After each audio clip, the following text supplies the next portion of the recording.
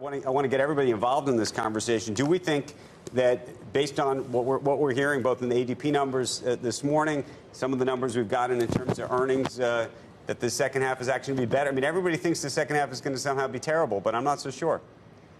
I don't think it's going to be recessionary, but I don't think it's going to be as strong as we'd like it to be. I think we're going to see some important numbers fail to hit expectations, just like we did with ADP. I'm more concerned about Friday's jobs number. I thought that was a good question about a Goldilocks number. I'd agree. Anything below expectations is going to be unsettling, because we're really all in this place where we want to discount one or two negative numbers, especially with the unemployment rate so low. One or two numbers that miss expectations aren't a big deal, but now we're starting to see more. This little bump in the trade deficit, that's also concerning. It's a small matter, but we have a strengthening dollar. We're growing faster than our competitors. That's going to pull in more imports. We have lots of global tensions around the trade war. So I think there are enough reasons to be concerned. I think the consumer remains strong, and in a 70% consumption economy, that's the big story. But that's where we are. Jared, it's Anthony Scaramucci.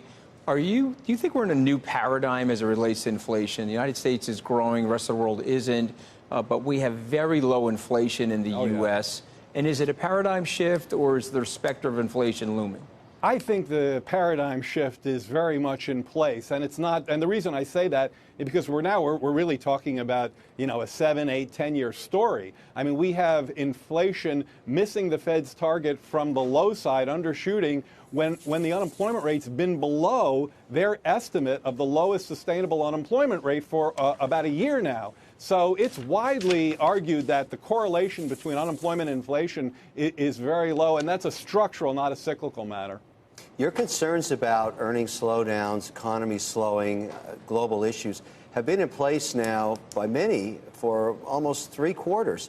And those who stepped out of the market or pulled back, went for safety or went to cash, have wildly underperformed.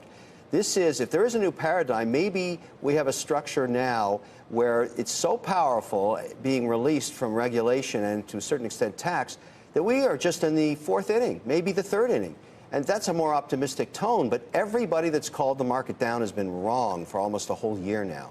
Yeah, I think that's a really important point, and I think that there's this argument obviously going, I think it's obvious, going on between the stock and the bond market, and both are betting on the Fed cutting rates, and I think that's probably going to happen, but the stock market's assuming a soft landing, and the bond market's looking for a harder landing. Now, the fact that the stock market is doing great, that's a fact, but it also doesn't mean that there's some sort of trickle down that's helping a lot of the middle class and lower income families, who own no stock, by the way, are going to support the expansion going forward. So I think there's a divergence between how the stock market's doing and how the rest of the economy is doing. Anthony, what's your take on whether or not the president's likely to make a deal with China? Do you think as we get into 2020, regardless of how good the deal is, he'll want to make it? I don't think regardless of how good the deal is, I think he'll make the deal if it's right for the president. But I was with Secretary Mnuchin last week in Bahrain at the Peace and Prosperity Conference, and I think they're confident that there is a deal there to get done. But you have to remember,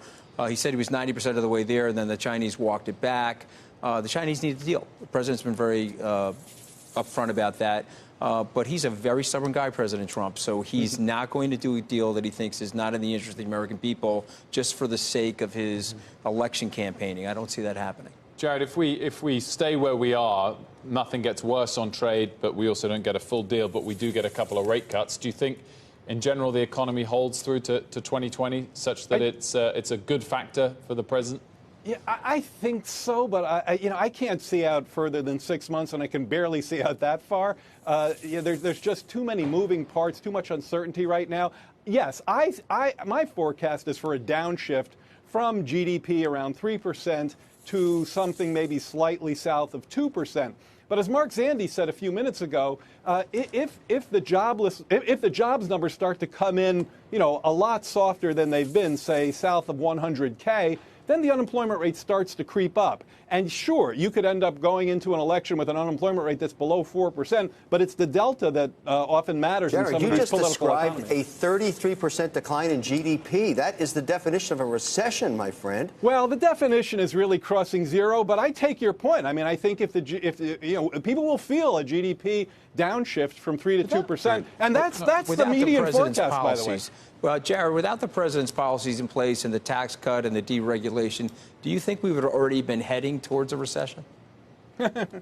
No, I don't think so. I mean, first of all, the deregulation stuff, I think, is mostly hokum. And we can argue about that. I think that people who apply numbers to deregulation GDP numbers are often just waving their hands. I do think the tax cut really stimulated economic growth in 18 and 19, much more through a Keynesian channel than through any investment-driven supply-side channel. And that's fading, and that's one of the reasons for the downshift. You're not willing to concede for a minute that the deregulation effort, even if you don't think there was meaningful deregulation in particular markets, just the psychology of thinking to yourself, this White House, this administration, it wants business to succeed meaningfully in a way that I think it's fair, no matter where you are. It wasn't clear that that was the case before. Andrew's channeling Joe Kernan. No. I'm an economist, not a psychologist. So, yes, I understand that. You don't think that matters at all? No. Even just a tiny bit? I think it may. I mean, what I'd like to see are some really hard numbers. I know the White House just put out a report on this. I think you are seeing those hard numbers. It's not just manifesting itself with public companies. They've already made their moves around regulation.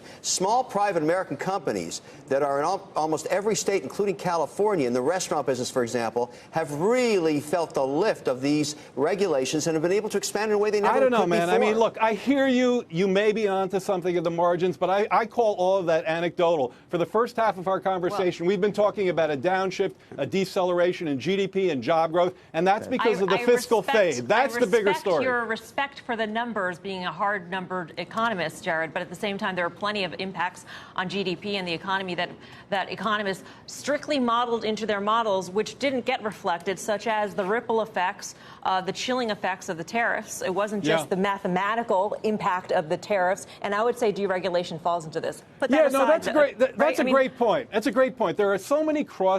So, it's possible that dereg has had some sort of impact, a positive impact, and that tariffs have pushed back the other way. So there's just a lot of moving parts. I think the thing we can just be more certain about is that when you have a fiscal fade that could be tens of billions of dollars or will be, that's going to downshift.